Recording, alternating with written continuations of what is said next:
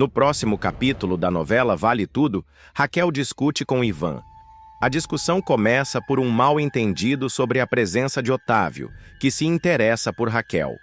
Ivan, tomado pelos ciúmes, não consegue esconder sua insatisfação.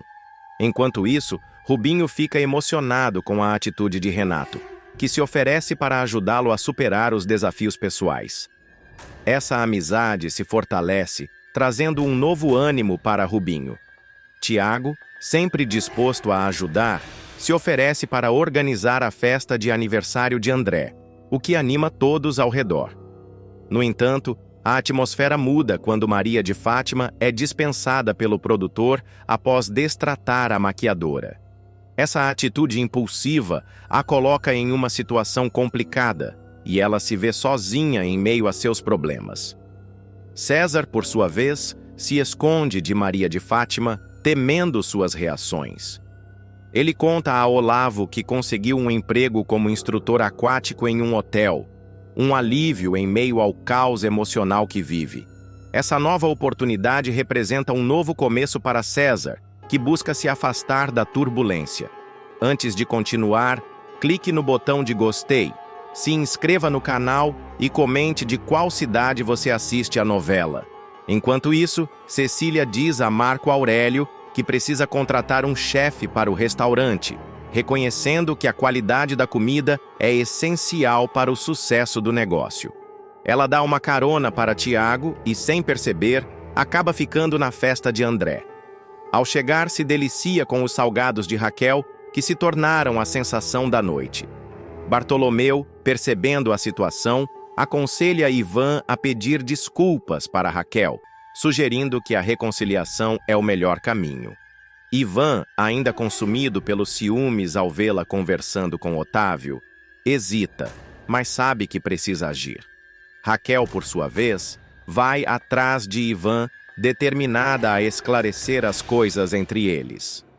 No meio de tantas emoções, a festa de André se transforma em um palco de reencontros e decisões que podem mudar o rumo das vidas de todos os envolvidos. Maria de Fátima nunca lidou bem com rejeições, muito menos com o fato de ver Solange feliz ao lado de Afonso, alguém que ela acreditava poder manipular a seu favor. Obcecada por controle e por apagar qualquer sombra de felicidade alheia que não inclua o seu protagonismo, ela arma um plano diabólico para destruir o romance nascente entre a amiga e o rapaz. Tudo começa numa noite tranquila na casa de Solange.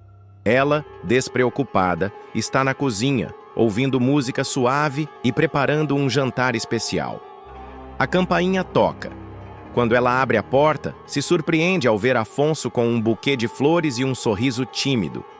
Ele está visivelmente nervoso, mas determinado a se redimir.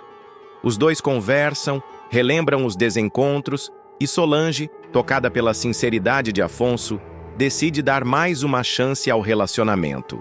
O jantar é agradável, regado a vinho e trocas de olhares. Terminam a noite entre carinhos e promessas de recomeço. O que eles não sabem é que Maria de Fátima estava escondida na rua, observando a aproximação do casal pela janela. Seus olhos ardem de inveja e seu coração se enche de ódio. Ela morde os lábios, fecha os punhos e decide que aquilo não vai ficar assim. Ainda naquela noite, ela entra na casa sem ser notada e começa a vasculhar tudo, observando os detalhes, os hábitos, os objetos de Solange. Quer saber exatamente como desmontar o castelo de felicidade da rival. Na manhã seguinte, Solange acorda cedo para trabalhar e deixa Afonso dormindo. Antes de sair, ela deixa um bilhete carinhoso para ele, reforçando o quanto a noite anterior foi especial. Mal sabe ela que, assim que a porta se fecha, Maria de Fátima se aproxima sorrateiramente. Fingindo surpresa ao ver Afonso, ela finge estar passando por acaso e propõe que eles passem o dia juntos, já que Solange estará ocupada. Afonso, ainda meio sonolento, hesita, mas acaba aceitando o convite, achando que seria uma forma inocente de se distrair até a volta da namorada. Maria de Fátima, porém, tem outros planos. Durante o dia, ela conduz Afonso por passeios leves e aparentemente inofensivos. Visitam um café charmoso, passeiam no shopping, riem de coisas triviais. A cada gesto, ela se mostra encantadora, envolvente, insinuante. Afonso, distraído, começa a baixar a guarda. A cada taça de vinho ou cerveja oferecida, ele se deixa levar pela atmosfera amigável, sem perceber a teia que está sendo montada ao seu redor. Ao fim do dia, Maria de Fátima o convence a subir até o apartamento novamente. Diz que quer apenas brindar ao novo começo de amizade entre eles. Afonso, já alterado pela bebida, não vê mal nisso.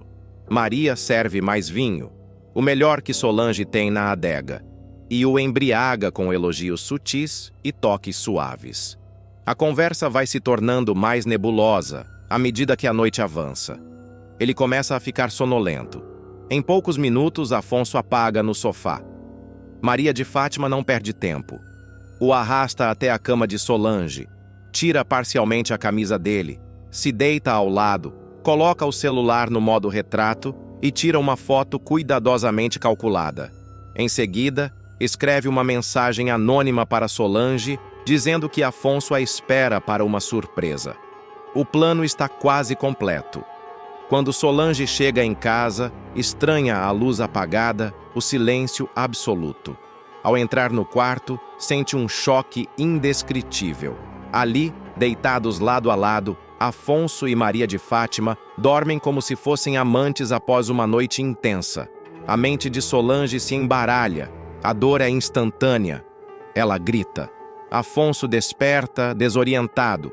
Maria de Fátima finge acordar assustada, se cobre rapidamente e começa a chorar, interpretando o papel da vítima. Diz que não sabe o que aconteceu, que estava tentando resistir, mas que Afonso foi insistente. Solange, tomada pelo desespero, não quer ouvir explicações. Grita com os dois, exige que saiam da sua casa, da sua vida. Afonso tenta se defender, dizendo que não lembra de nada, que não faria isso com ela, mas nada adianta. O estrago está feito. Maria de Fátima permanece em silêncio por alguns instantes, com olhos marejados, mas por dentro vibra de satisfação. Seu plano maquiavélico funcionou com perfeição. Nos dias seguintes, o clima entre os personagens é de tensão absoluta. Solange se isola, evita os amigos, não responde às ligações de Afonso. Ele, arrasado, tenta reconstituir os eventos da noite, mas não consegue lembrar de nada além do último brinde. Começa a desconfiar de que pode ter sido vítima de alguma armação. Enquanto isso, Maria de Fátima espalha discretamente a fofoca entre os conhecidos, sempre com um ar de tristeza, fingindo que está sendo injustamente acusada de destruir um relacionamento. Enquanto isso, Afonso procura um amigo médico para fazer exames toxicológicos. Ele quer saber se há alguma substância em seu corpo que possa justificar o apagão. Os resultados prometem chocar e podem virar o jogo. Porém, Maria de Fátima já prepara um novo plano.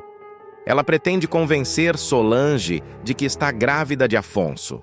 Assim, espera não apenas separá-los definitivamente, mas também amarrar o rapaz a ela de forma permanente. O que Maria de Fátima não imagina é que Solange, mesmo abalada, começará a ligar os pontos. Pequenos detalhes da cena do quarto, a incoerência das falas de Afonso, o comportamento teatral da amiga. Tudo começa a despertar a desconfiança da jovem.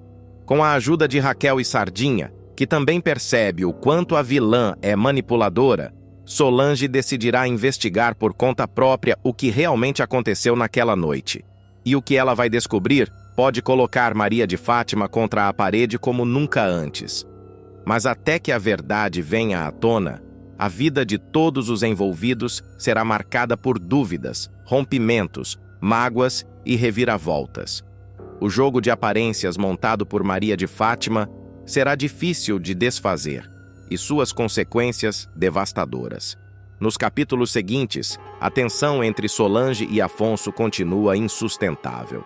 A jovem se recusa a olhar na cara do ex, que por sua vez insiste em tentar provar sua inocência. O exame toxicológico fica pronto e revela que ele foi, de fato, dopado com substâncias sedativas misturadas ao álcool. Afonso leva o resultado até Solange, certo de que, com isso, poderá reconquistá-la e provar que tudo não passou de uma armação. Solange lê o laudo com as mãos trêmulas. A prova está ali, irrefutável.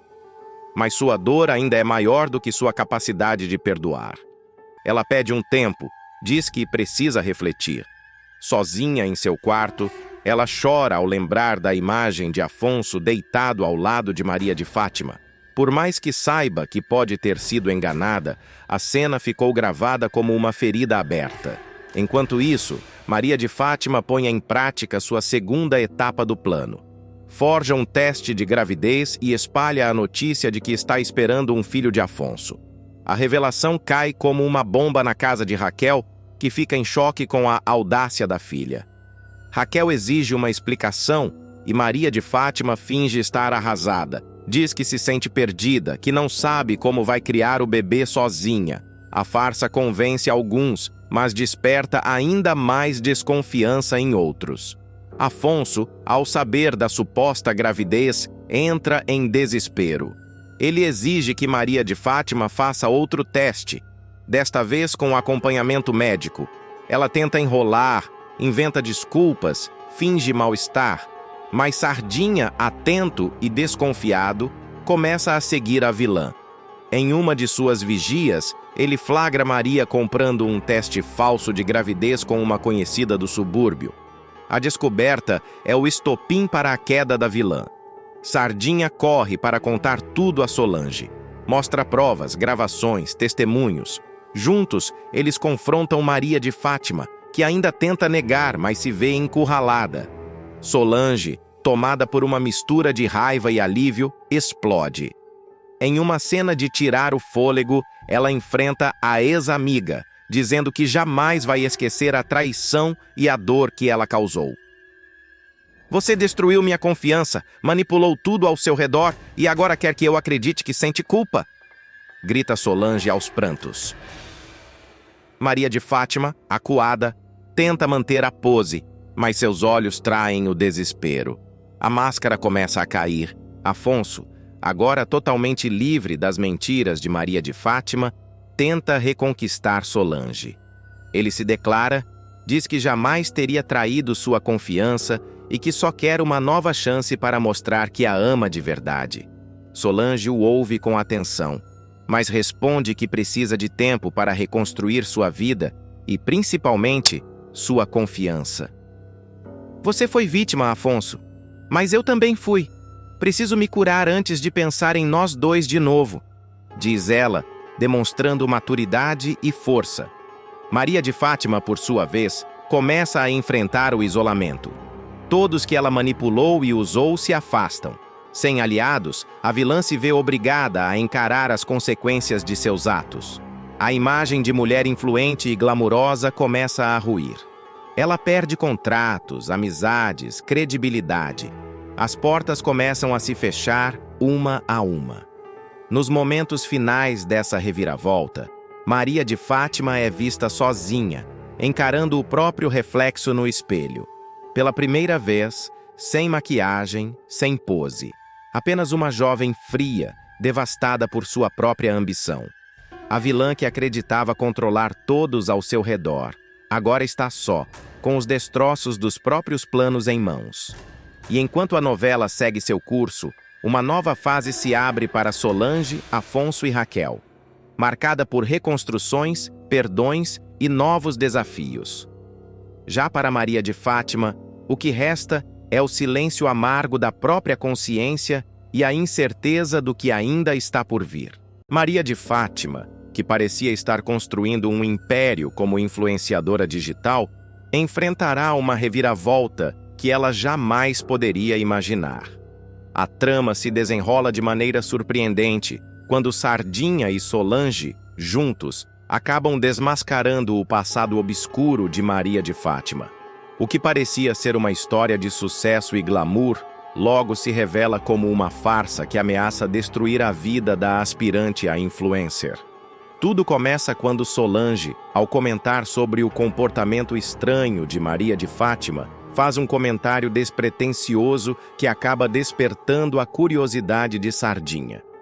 Ele começa a juntar as peças do quebra-cabeça e a investigar o passado de Maria de Fátima, descobrindo algo que a jovem jamais imaginaria ser revelado.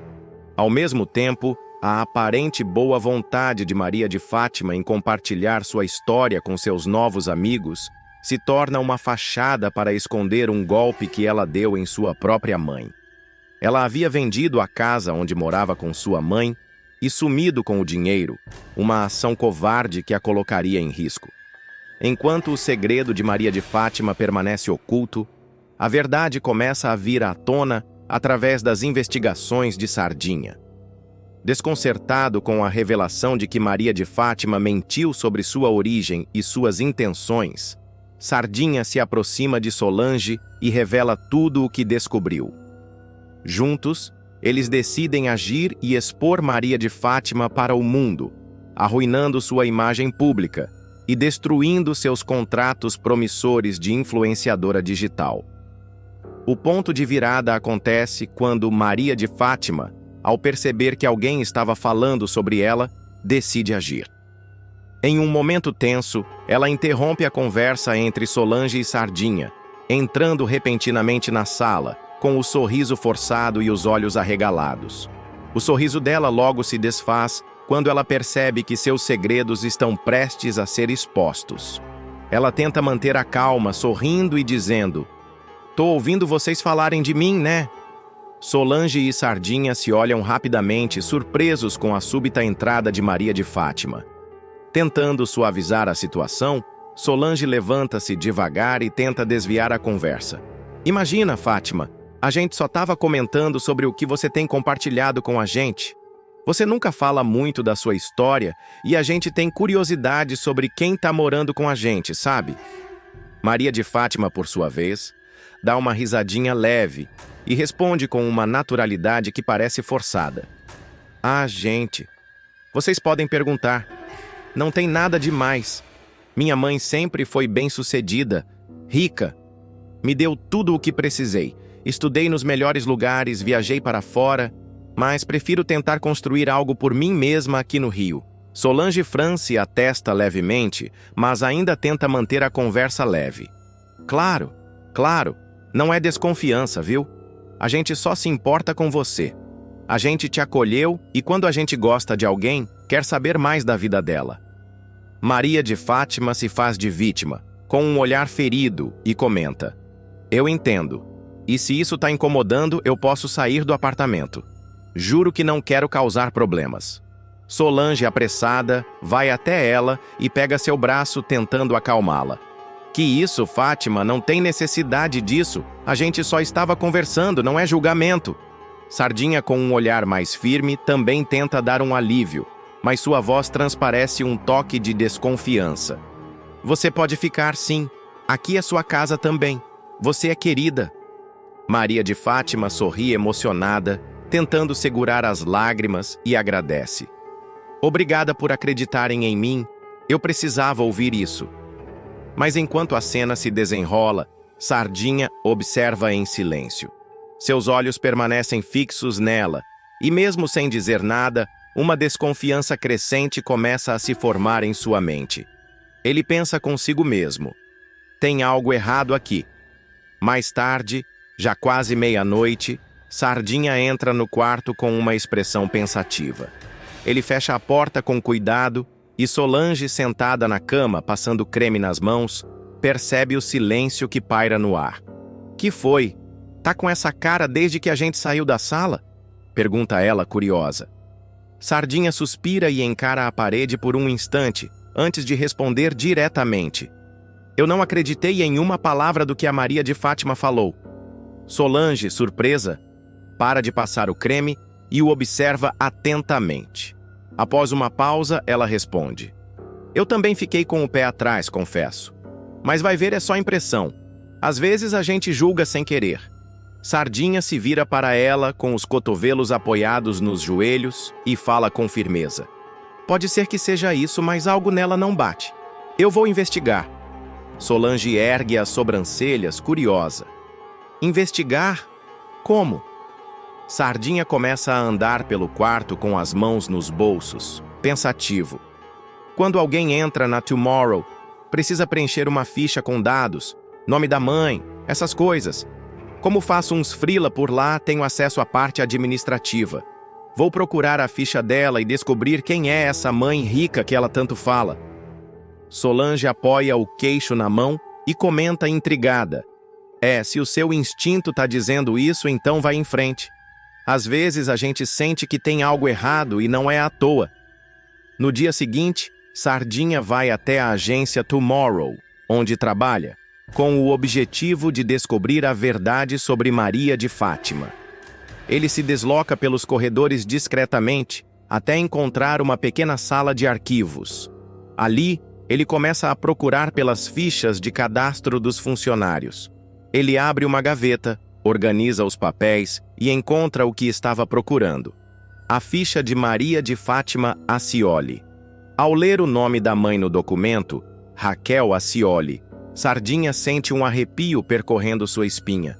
Ele lembra de Raquel, reconhecendo imediatamente o nome. A conexão começa a se formar na mente de Sardinha e ele guarda a ficha com o coração acelerado. Então era isso. Eu vou descobrir onde essa Raquel mora. Quero saber se a Maria de Fátima está mentindo mesmo ou não.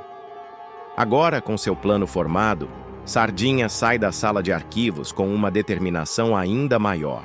No dia seguinte, após a descoberta da ficha, Sardinha se prepara para agir. Com uma nova determinação, ele segue seu plano.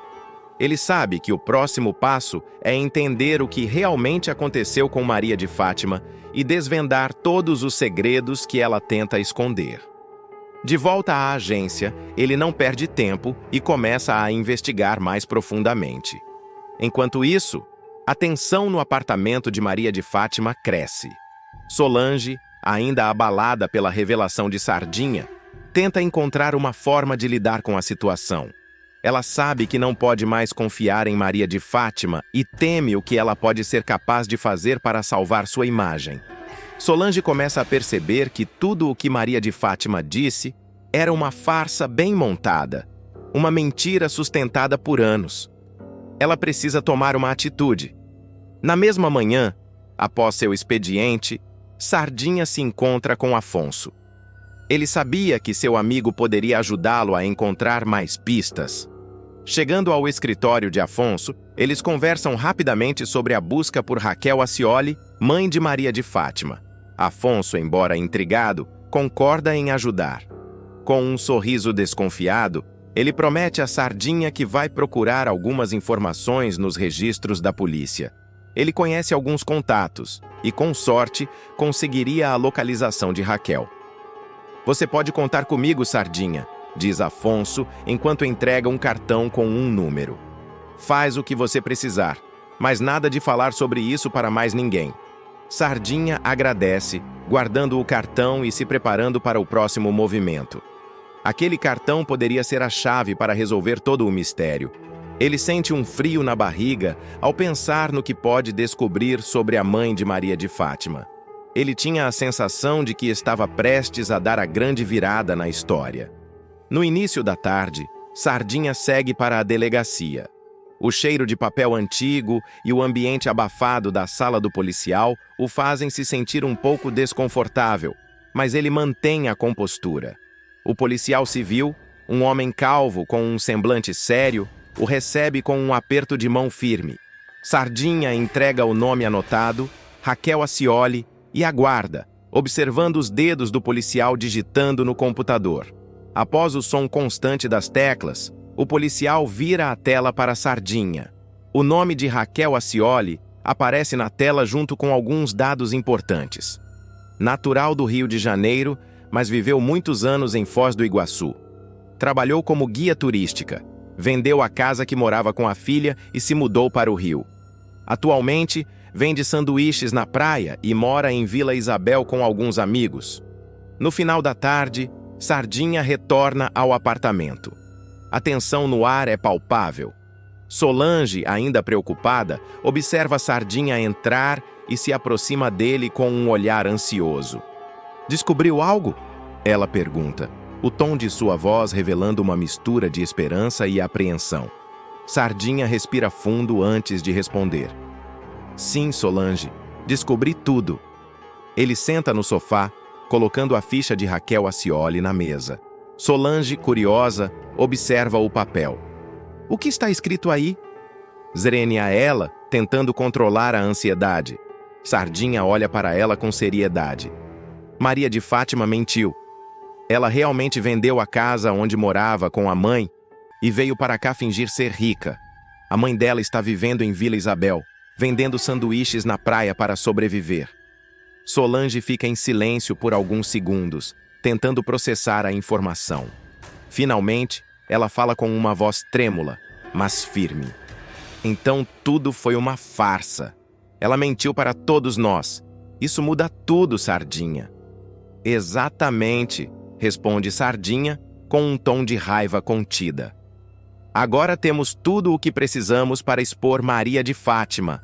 Ela não pode mais continuar com essa farsa. À noite, Maria de Fátima chega em casa com sacolas de roupas da loja e um sorriso no rosto, como se nada tivesse acontecido. Ela entra no apartamento, mas o clima é diferente. O silêncio pesado a faz parar. Quando ela vê Solange e Sardinha sentados no sofá, com os braços cruzados e uma expressão séria, seu sorriso desaparece. Que clima é esse? Zrenia, ela pergunta, sem saber o que está prestes a acontecer. Sardinha se levanta lentamente, encarando Maria de Fátima com firmeza.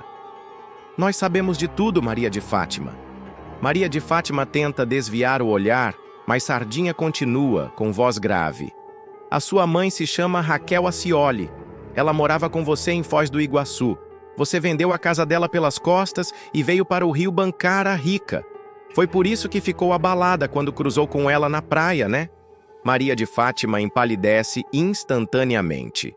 Ela aperta a sacola de roupas com força, tentando manter a compostura, mas sua fachada começa a desmoronar. Eu não sei do que você está falando. Que história é essa? Estão me confundindo com outra pessoa.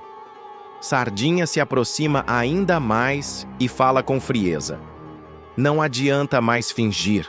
Eu fui atrás de tudo. Puxei sua ficha, conversei com a polícia. Sua mãe está lutando para sobreviver vendendo sanduíches na praia, enquanto você finge ser filha de milionária. Maria de Fátima começa a gaguejar, tentando se defender, mas não consegue esconder o pânico em seu rosto. Isso não é verdade. Vocês estão exagerando.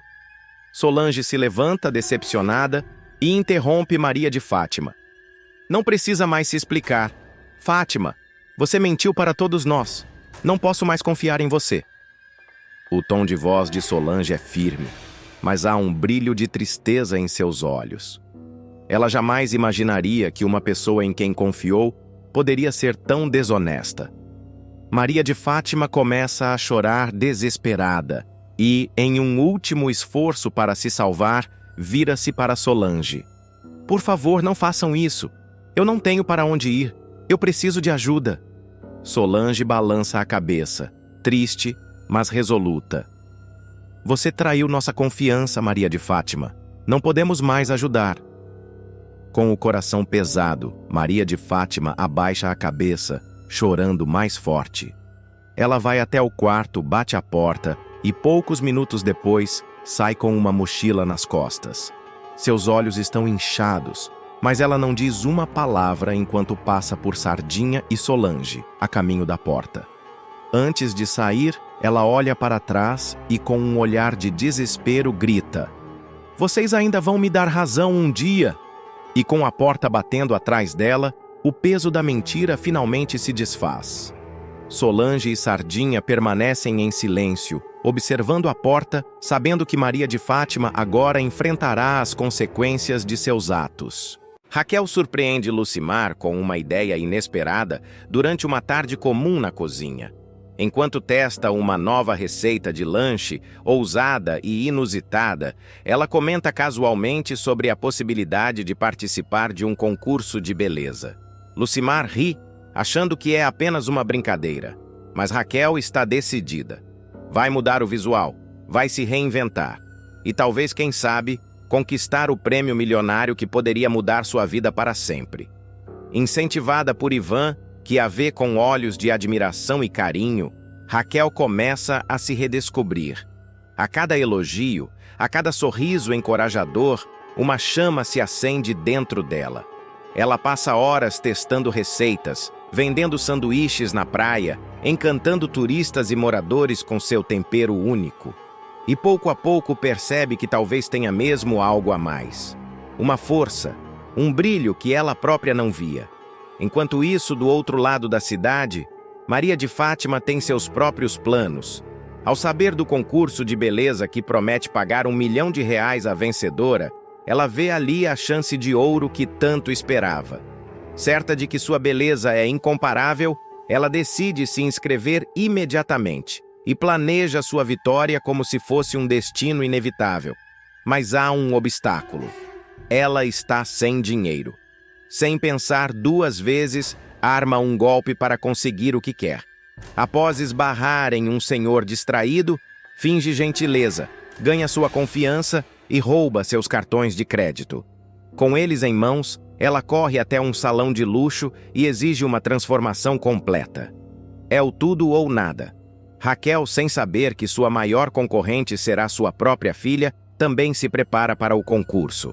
A visita ao salão de beleza marca o início de uma mudança profunda, não apenas no visual, mas na maneira como ela enxerga a si mesma. Ivan, ao vê-la com o novo look, fica encantado. Ele se emociona, a inscreve no concurso e diz com firmeza que ela vai vencer. O dia do concurso chega e dezenas de mulheres se reúnem em busca do mesmo sonho. A tensão é palpável. Os bastidores fervem com maquiagens, retoques e olhares de rivalidade. Maria de Fátima observa tudo com superioridade, certa de que será a estrela da noite.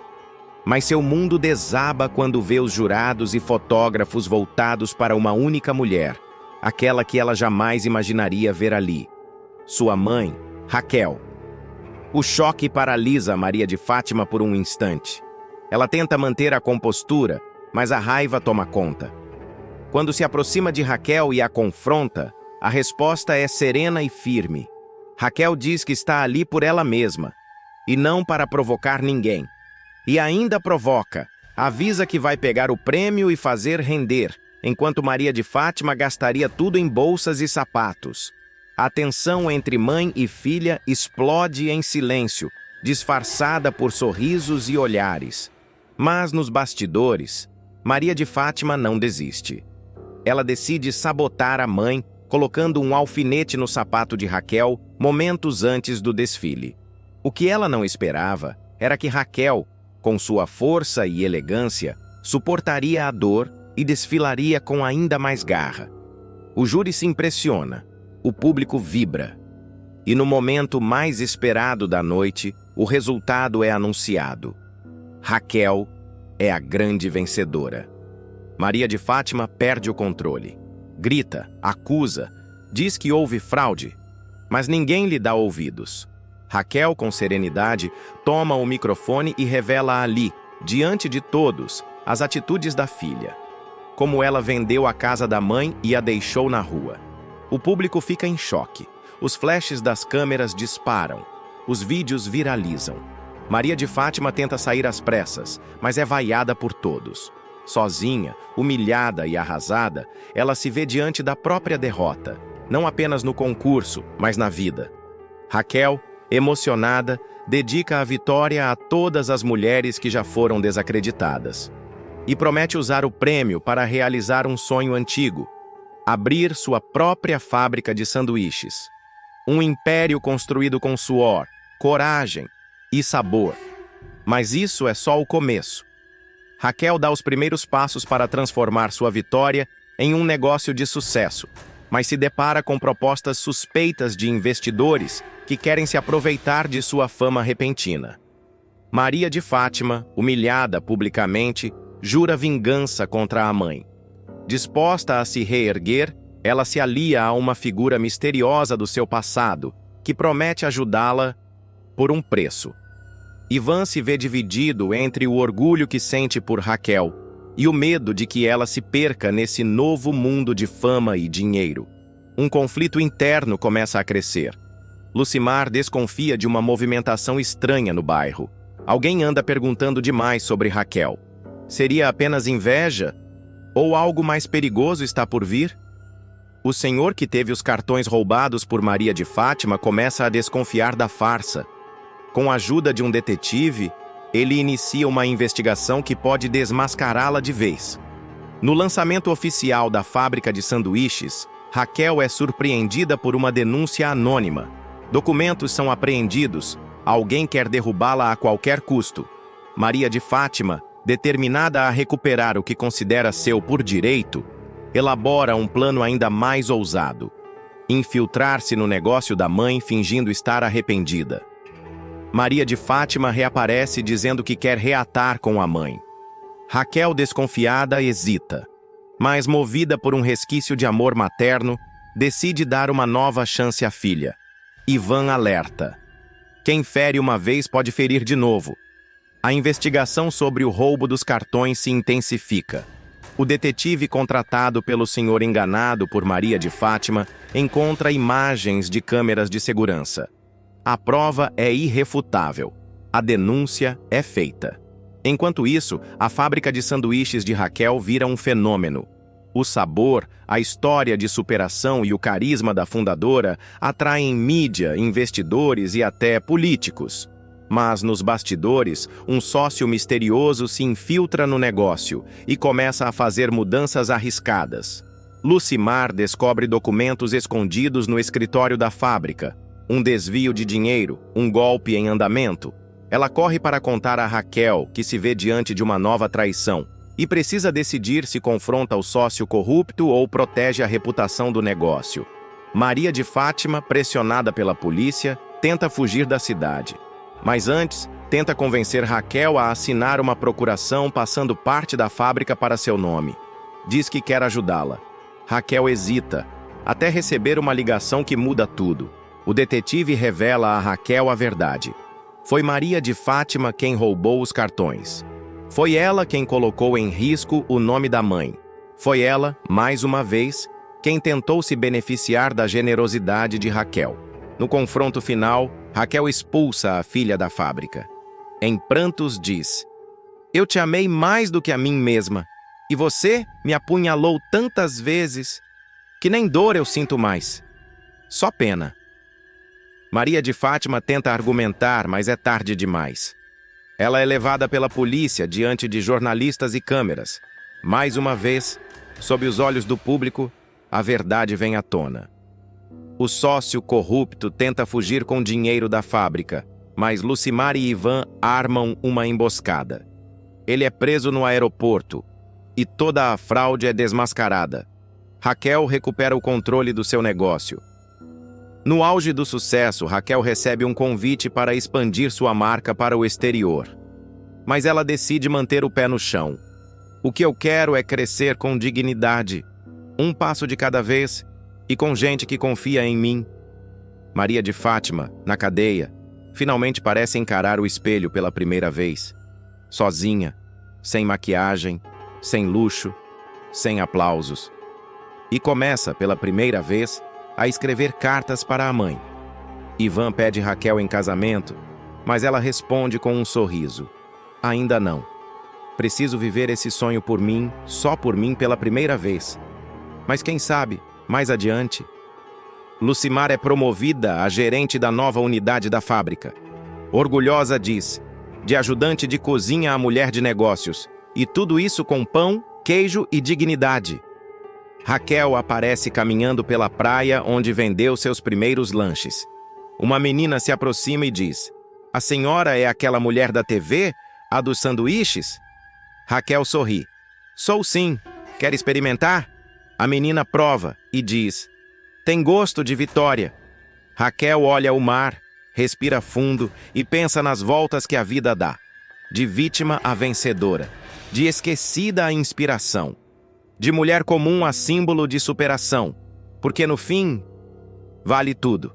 Vale ser honesta, vale lutar, vale acreditar e, acima de tudo, vale ser quem se é. Raquel viverá momentos de profunda decepção com Ivan. O que parecia ser o início de uma fase mais leve e apaixonada para o casal acaba tomando um rumo inesperado. O que era para ser uma viagem romântica para Paraty, onde Raquel teria a chance de brilhar profissionalmente em um evento da Tomorrow, se transforma em um campo minado de frustrações, revelações e mágoas. A trama se desenrola quando Ivan, cada vez mais inquieto com os bastidores obscuros da TCA, empresa controlada com mão de ferro por Odette Reutemann, decide agir por conta própria para tentar mudar os rumos das coisas. Ele está convencido de que há corrupção em curso dentro da companhia e, diante disso, elabora um relatório detalhado com uma proposta audaciosa: investir em aviões adquiridos por meio de leilão e apostar no modelo de voos de baixo custo como alternativa para revolucionar a empresa. É uma jogada arriscada, mas que poderia colocar a TCA à frente da concorrência. No entanto, ao entregar sua ideia para Consuelo, Ivan não imagina que ela acabará sendo repassada, ou melhor, usurpada, por Marco Aurélio, o ambicioso e sorrateiro executivo da empresa. Marco Aurélio se apropria do projeto como se fosse seu, o que desperta a indignação de Ivan e acende seu desejo de confrontá-lo diretamente. É nesse contexto que a viagem para Paraty surge como uma oportunidade estratégica.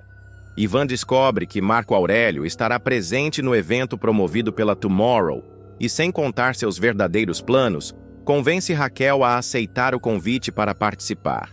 Raquel, empolgada com o crescimento de sua carreira como chefe e ansiosa para cozinhar ao lado de Laís e Cecília, vê ali a chance de mostrar seu talento e aproveitar dias agradáveis com o homem que ama. Ela não desconfia, nem por um instante, que Ivan está movido por intenções ocultas. Logo nos primeiros momentos da viagem, Raquel percebe que há algo errado. Ivan está inquieto, disperso, constantemente olhando ao redor como se procurasse alguém. E esse alguém é Marco Aurélio. O que ela esperava ser uma escapada romântica se torna um jogo de dissimulações. Ivan não parece interessado em estar com ela, em compartilhar aquele momento especial ou em apoiá-la em sua apresentação. A cada conversa, fica mais evidente que ele está ali por outro motivo. O estopim da crise acontece quando Ivan, já visivelmente obcecado com seu objetivo, tenta envolver Raquel em sua estratégia. Ele sugere que ela invente uma desculpa para visitar uma ilha próxima, local onde Marco Aurélio supostamente estará hospedado. A intenção é clara: usá-la como isca para se aproximar do executivo e confrontá-lo pessoalmente sobre o roubo da ideia. A proposta deixa Raquel transtornada. Ela sente-se traída, usada, como se todo o convite para a viagem tivesse sido uma farsa. Com a voz embargada pela decepção, Raquel confronta Ivan. Você mentiu para mim dizendo que viria numa boa e que se rolasse uma oportunidade tudo bem. Mas desde que a gente chegou que você não para de me infernizar para conhecer esse Marco Aurélio. A tensão explode. Ivan tenta se justificar dizendo que apenas viu ali uma chance de fazer justiça e de recuperar o que é seu por direito. Mas sua fala soa como manipulação. Para ele, Raquel está sendo egoísta por não ajudá-lo, por se recusar a fazer parte do plano. Ele joga sobre ela o peso da responsabilidade por não estar ao seu lado no momento em que ele mais precisa. A última coisa que eu quero é infernizar alguém, sabe, Raquel? Agora, ter uma parceira que, quando pode me ajudar, me ajuda. Isso eu quero. Numa boa. Ele rebate magoado e ressentido. Raquel, no entanto, permanece firme em seus princípios. A honestidade sempre foi sua bússola e ela se recusa a abandoná-la, mesmo que isso signifique perder o homem que ama. Para ela, nenhum relacionamento pode sobreviver à base de mentiras, manipulações ou jogos de poder. Ela não admite ser usada, nem aceita participar de estratégias que colocam em xeque sua integridade. Pode ser burrice. Vai ver que eu sou burra então, mas eu sou assim. Eu nunca menti para você que é assim que eu penso e você quis vir mesmo assim. Ela declara, com a voz embargada, mas sem vacilar no olhar. O silêncio entre os dois pesa. É como se a viagem, antes repleta de promessas, tivesse sido esvaziada por completo. Ivan, derrotado por sua própria impulsividade, decide deixar Paraty. Mas a partida não encerra o conflito. Pelo contrário, marca apenas o início de uma ruptura que pode deixar cicatrizes profundas. Raquel, abalada, tenta se recompor para seguir com o evento. Sente-se humilhada, não só por ter sido enganada, mas por perceber que sua relação com Ivan pode estar ruindo justamente por causa de algo que ela mais prezava: a transparência. Enquanto prepara os pratos ao lado das colegas, sua mente está distante. Ela relembra os momentos ao lado de Ivan, as conversas, os planos, os sonhos. Tudo agora parece frágil, contaminado por desconfiança. Ivan, por sua vez, sai de Paraty atormentado. Não só falhou em seu plano contra Marco Aurélio, como também perdeu a confiança de Raquel. Pela primeira vez, ele percebe que sua obsessão por justiça pode ter ultrapassado os limites e que agir sozinho, sem diálogo, só serviu para afastar quem mais acreditava nele. Essa crise entre os dois promete reverberar nos próximos episódios. Enquanto Raquel se aproxima cada vez mais do reconhecimento profissional, Ivan mergulha em um mar de conflitos internos, dividido entre o desejo de fazer a coisa certa e o medo de perder a mulher que ama. A honestidade, sempre colocada à prova na novela, agora desafia também o amor. Será que o relacionamento dos dois resistirá a esse abalo? Ou a diferença de valores será forte o suficiente para separá-los de vez? A tensão entre Raquel e Ivan em Paraty simboliza mais do que apenas uma briga de casal. Representa um verdadeiro choque de valores, um abismo entre duas formas distintas de ver o mundo e enfrentar as dificuldades. Enquanto Ivan se deixa consumir pela urgência de fazer justiça, ainda que por meios questionáveis, Raquel reafirma sua postura ética e intransigente diante da vida. Para ela, não existem atalhos, mesmo quando o coração está em jogo. O embate deixa marcas nos dois. Ivan, ao ver-se rejeitado naquele momento crucial, se depara com os próprios erros. Percebe que, ao tentar manipular a situação e arrastar Raquel para seus objetivos, agiu de forma desleal, não só com ela, mas consigo mesmo. Já Raquel, embora magoada, sente-se fortalecida por ter mantido sua integridade intacta. Sua decisão de não compactuar com mentiras é dolorosa, mas reafirma quem ela é. Quando Ivan parte, deixando para trás mais do que a paisagem paradisíaca de Paraty, a atmosfera que permanece entre eles é de silêncio e distância. A viagem, que deveria consolidar laços, se transforma em divisor de águas. Ambos seguem caminhos distintos após esse rompimento, ainda amando um ao outro, mas separados por uma barreira construída com palavras duras, omissões e escolhas opostas. Ao retornarem para suas rotinas no Rio, a ferida ainda estará aberta. O relacionamento até então promissor agora parece frágil, ameaçado por desconfianças e mágoas que não se apagam facilmente. Resta saber se o sentimento que os une será suficiente para superar as diferenças ou se a honestidade inabalável de Raquel será, mais uma vez, o preço de sua solidão. A chegada de Odete Roitman promete desencadear uma série de conflitos intensos, especialmente no núcleo de sua família, onde antigas feridas ainda estão abertas e cicatrizes mal escondidas virão à tona. A tensão que antecede esse reencontro é quase palpável, e ninguém sentirá tanto o peso desse retorno quanto Heleninha. A filha de Odete, que lutava bravamente contra o alcoolismo, acabará tendo uma recaída justamente no dia em que a mãe pisa novamente em solo brasileiro. A pressão emocional, o histórico de opressão e o desprezo velado da matriarca se tornarão gatilhos para um episódio devastador. A primeira pessoa a ser informada sobre a volta de Odete é Marco Aurélio. O empresário, embora acostumado com os jogos de poder e as reviravoltas do mundo dos negócios, não esconde o incômodo com a notícia. Sua expressão muda, seu semblante se fecha e a insegurança se instala.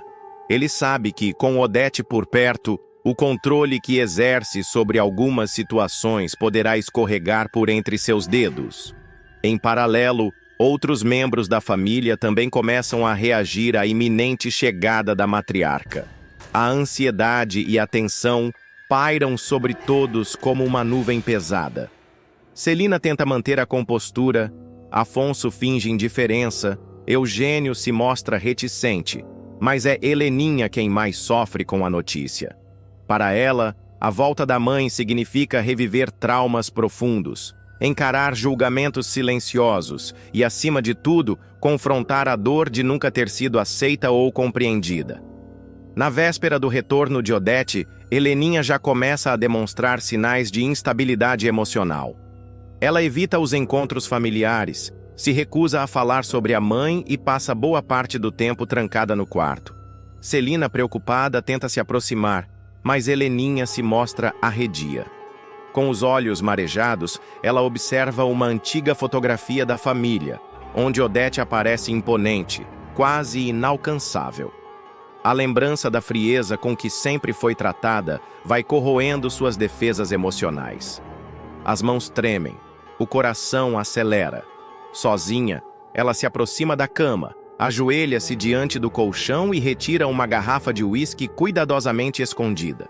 O olhar é de derrota, mas também de desafio. Só um golinho, murmura para si mesma, como quem busca justificar o inevitável. No dia seguinte, enquanto Celina, Afonso e Eugênio tentam organizar a casa para receber Odete, Heleninha permanece isolada. A bebida já surte efeito e a voz embargada entrega sua condição. Enquanto os familiares se posicionam na sala para aguardar a chegada da empresária, Heleninha continua bebendo. Cada gole parece entorpecê-la um pouco mais, e com isso, suas emoções se tornam mais intensas e descontroladas. O momento da chegada finalmente chega. Sem aviso prévio, Odete surge na porta principal, vestida com elegância, imponência e aquele ar de superioridade que sempre a acompanhou. A presença dela domina o ambiente, silencia os sorrisos e provoca um desconforto imediato. Ela olha ao redor, analisa tudo com olhos críticos e, sem o menor pudor, recusa o convite para se hospedar na casa de Celina. A elegância exige um mínimo de privacidade, diz ela com desdém, exigindo ser levada imediatamente a um hotel 5 estrelas. O reencontro com os parentes é marcado por falsos sorrisos e cortes sutis. Odete distribui elogios disfarçados, faz comentários passivo-agressivos sobre o visual dos sobrinhos e, ao notar a mobília nova da casa de Celina, não se contém. Nesse ritmo não tem herança que dê conta. A frase soa como uma faca, mas dita com um sorriso gélido que disfarça sua crueldade. O ambiente fica ainda mais tenso. Todos se entreolham, buscando uma reação, mas ninguém tem coragem de enfrentar a matriarca. É nesse instante que Heleninha aparece. Visivelmente embriagada, ela surge no topo da escada segurando um copo de uísque. Seus olhos estão avermelhados, os passos são cambaleantes, mas sua voz sai firme, carregada de sarcasmo. "A festa já começou? Ou eu perdi o melhor?" pergunta, atraindo a atenção de todos. O silêncio que se instaura é quase absoluto. Todos voltam os olhos para ela incrédulos. Odete a encara sem pestanejar. Heleninha desce alguns degraus, ainda com o copo na mão, e finge observar a decoração da casa. "E aí, mamãe? Os móveis incomodam tanto assim? Ou você acha que nesse mundo não tem mais lugar para beleza?" O sarcasmo evolui rapidamente para a provocação direta. Heleninha dá mais um gole e solta: "Só um golinho, Afonso! para comemorar a chegada da mamãe. O tom é debochado, quase teatral. Ela propõe um brinde, ergue o copo e convida todos a acompanhá-la. Vamos brindar, afinal não é todo dia que a rainha volta ao trono. Celina tenta intervir, se levanta num impulso, mas antes que consiga impedir a filha, o pior acontece. Heleninha, ao tentar dar mais um passo, tropeça no tapete do degrau, perde o equilíbrio e despenca a escada abaixo. O copo voa de sua mão, gira no ar e se espatifa no chão, espalhando cacos e bebida pelo tapete da sala. O impacto da queda ecoa pela casa, seguido por um grito abafado de Celina. O desespero se instala. Afonso e Eugênio correm em direção a Heleninha, que está caída no chão, desacordada por alguns segundos, mas sem ferimentos graves. Celina se ajoelha ao lado dela, desesperada, segurando suas mãos, tentando chamá-la de volta à consciência. Os olhos dela se enchem de lágrimas, enquanto os outros familiares assistem, atônitos, à cena humilhante e dolorosa. Odete, por sua vez, permanece parada, imóvel, observando tudo com um olhar duro, crítico, carregado de julgamento. Não move um músculo, não esboça reação. Seus olhos percorrem a imagem da filha caída e a frieza com que encara a situação é quase desumana. Enquanto todos se mobilizam, ela apenas ajeita a bolsa no ombro e continua em silêncio, como se estivesse assistindo a um espetáculo já esperado. Heleninha, agora sem forças, abre os olhos lentamente e, mesmo humilhada, encara a mãe. A dor no corpo é mínima comparada à dor de ser observada daquela maneira.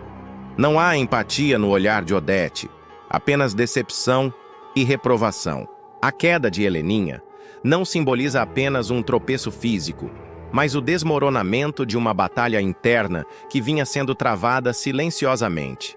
Sua recaída, diante da presença fria e implacável da mãe, escancara a fragilidade emocional que há tanto tempo vinha sendo sufocada pelas exigências e pelos padrões impostos por Odete Reutemann. Para Heleninha, a tentativa de manter-se sóbria era também uma tentativa de reconstruir sua autoestima, de provar para si mesma e para os outros que poderia ser mais do que a filha problemática, mais do que a decepção silenciosa da família. No entanto, o reencontro com a mãe faz ruir todas essas defesas. Diante da figura imponente de Odete, todas as inseguranças voltam à tona, todas as dores mal curadas latejam novamente. A ausência de empatia da matriarca não é surpreendente, mas dói como se fosse. A frieza com que observa a filha caída, sem mover um dedo, sem um gesto de afeto ou preocupação, é a confirmação de tudo o que Heleninha sempre temeu. Ela jamais será suficiente para a mãe. Após o escândalo, a família se vê obrigada a lidar com os escombros do episódio. Celina, arrasada, começa a questionar suas próprias falhas como irmã e como tia. Afonso, silencioso, se fecha ainda mais em sua introspecção. Eugênio, abalado, se pergunta até onde vai o limite da lealdade familiar. Já Odete, impassível, segue sua estadia no Brasil com a mesma postura altiva, como se nada tivesse acontecido. Para ela, fraqueza é sinônimo de fracasso, e sentimento, uma distração inútil. Heleninha, por sua vez, terá que recomeçar mais uma vez. Humilhada, machucada e emocionalmente devastada, ela agora carrega mais uma cicatriz, não só no corpo, mas na alma. Sua queda escancarou para todos o quanto ainda precisa de ajuda, o quanto sua luta é contínua e solitária. Mas também trouxe à tona a urgência de ser ouvida, compreendida, acolhida. Porque nem sempre quem grita está querendo chamar atenção. Às vezes, está apenas tentando sobreviver em meio ao silêncio imposto por uma vida inteira de rejeição.